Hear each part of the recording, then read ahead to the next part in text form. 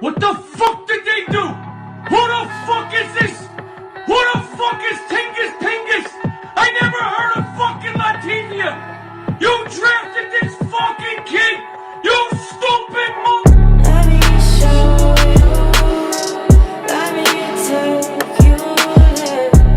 Everything you never wanted. Let me show you. Kristaps Porzingis, 13 points a game, 5 rebounds, and 1 3 per game in this playoffs. He's getting paid more than Giannis, Bradley Beal, Drew Holiday, Julius Randle, Jamal Murray, and Jaylen Brown. Such a unicorn. When Kristaps got traded to the Mavericks, everybody thought that this trade was going to be great. Even myself. I thought the idea of a Luka Doncic, Kristaps Porzingis pick and roll will do well in the regular season and even better in the playoffs, because the playoffs, everything gets slows down, and then the pick and roll is the most reliable half-court thing you can do. And then you have Luka Doncic, a 6'8" point guard, basically, who can pass to anybody, any angle, and can also score off it. And you have Kristaps Porzingis, a 7'3" big man who's athletic enough to finish over guys and can catch passes that's too high up for other defenders. In theory, it makes sense. Nobody thought that Tim Hardaway Jr. would be the best player in that Knicks trade. Nobody thought that. Porzingis, he's a 7'3" shooting guard, or quote unquote a unicorn, whatever the fuck that means. No unicorn in the league is good today, except Kevin Durant. And Kevin Durant is one of the top 12 best players ever to pick up a basketball on planet Earth. Oh, in theory, this unicorn Kristaps sounds amazing. 7'3" shooting guard that can shoot, is tall, but you still need to do other things to be that complete player that he needs to be. You can't be 7'3" and not rebound the basketball. You can't be 7'3" and not be able to protect the rim. At this point, you're just a 7'3" shooting guard who just shoots the ball. If you're gonna be that complete player, you need to do other things. And it sounds amazing. On paper, this sounds amazing. If Kristaps was a player on 2K, I will always get him. You know what I'm saying? Because I can play with him better than he can play with himself. Pause. With this size, it makes it more irritating, because how are you that big and you can't do big man stuff?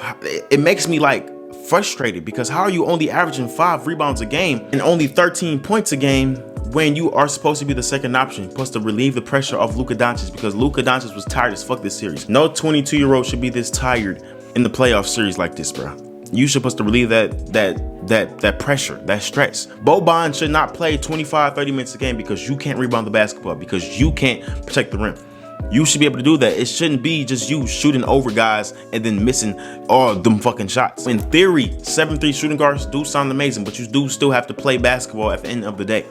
Do all the dirty work. Like I said, Kristaps averaged 13, 5, and 1 in this series, and the Clippers' biggest player on the floor most of the time wasn't Ivica Zubac. It was really Marcus Morris, Kawhi Leonard, and Paul George, all 6'9". So I would think on paper he would at least eat. You know what I'm saying? The only reason the Clippers were doing that, so Luka can't really dominate off the switches. So you have Marcus Morris guarding Luka, Paul George, Kawhi Leonard. It would look good. They wasn't really doing this short lineup for Kristaps. Kristaps was an afterthought.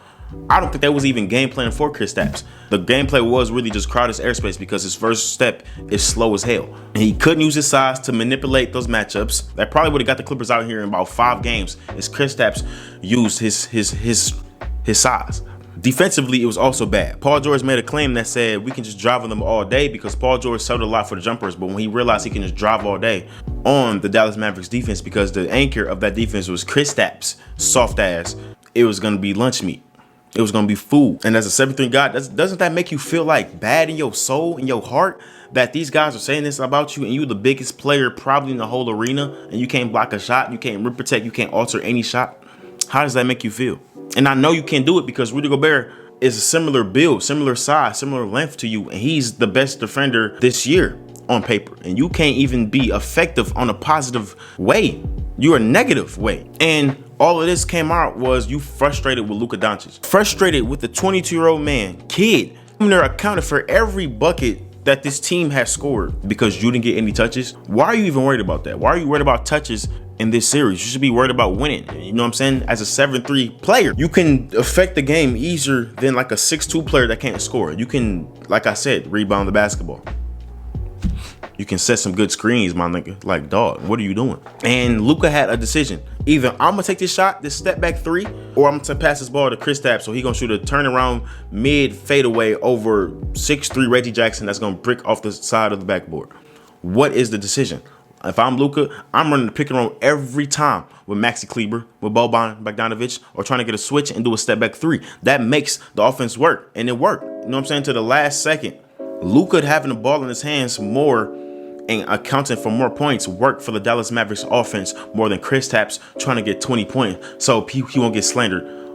More than Kristaps trying to get 20 points so he won't get slandered on Twitter. Like, why would he pass to you? I'd rather pass to Tim Hardaway Jr., who had big games in the playoffs. I'd rather pass to Dorian Finney-Smith, who had big games in the playoffs. I'd rather pass to nobody else because I'm Luka Doncic. I'm averaging damn near 35 points a game on a team with two of the best wing defenders in the league with Paul George and Kawhi Leonard by myself. Why would I pass to you so you can feel good about yourself? Because your ego hurt because you can't play basketball the right way. And I know injuries hit, and Kristaps used to be in the post. He used to dunk. He used to be an inside center with the Knicks. And the injuries hit with the knees, and obviously because he's 7'3", and he's kind of big, he turned to a shooting guard. He turned to a spot-up shooter. He turned to a worse JJ Redick at 7'3". Now, I don't know where his career arc is going to go ahead because he can't keep playing like this because it's frustrating. But it's not going to be with the Dallas Mavericks unless he changes his whole game. He's having his only healthy offseason this season, so hopefully he gets some in-between games, some dynamic post moves, something. Anything, bro, besides that three-point shooting. So I don't understand how you frustrate with Luka, and then don't air your frustrations out. Luka has the Dallas Mavericks organization in a chokehold. You will get traded. Period. Kristaps needs to trade. And looking at his contract, bro, it's disgusting. This man is getting paid $30 million a year to do nothing, to be big. That's what he's getting paid for, to be big as hell. Now, I do think a trade with the Charlotte Hornets and the Dallas Mavericks could be well. The Dallas Mavericks can dump that salary to the Hornets. They can get Devontae Graham. And I think Luka needs another creator. That's what happens in the playoffs. Luka was just too tired. I know Devontae Graham is not a great point guard, a great creator, but he's decent enough than anybody on that roster, to be honest. He can relieve the stress off Luka tremendously just off him being on the team. The Hornets also get a big man, technically, if you want to call him a big man. Bismack Biyombo and Cody Zeller are terrible. I don't care how much I slander Kristaps Porzingis. Cody Zeller and Bismack are the worst duo big man tandem in the league by far. And you create spacing for LaMelo Ball, and LaMelo Ball also gets more rain on the keys because Devontae Graham is not there no more. I think this is the only trade that makes sense. I can't really think of any other team that he can really be on, especially who want to take on that contract. And then you also create space for Dallas Mavericks to get a star, a good star. That be all for this video, bro. Make sure y'all like and subscribe. Appreciate you boys for rocking with me, man. Stay positive, raise our vibrations, drink water, eat healthy, work out. I'm out, man. Peace.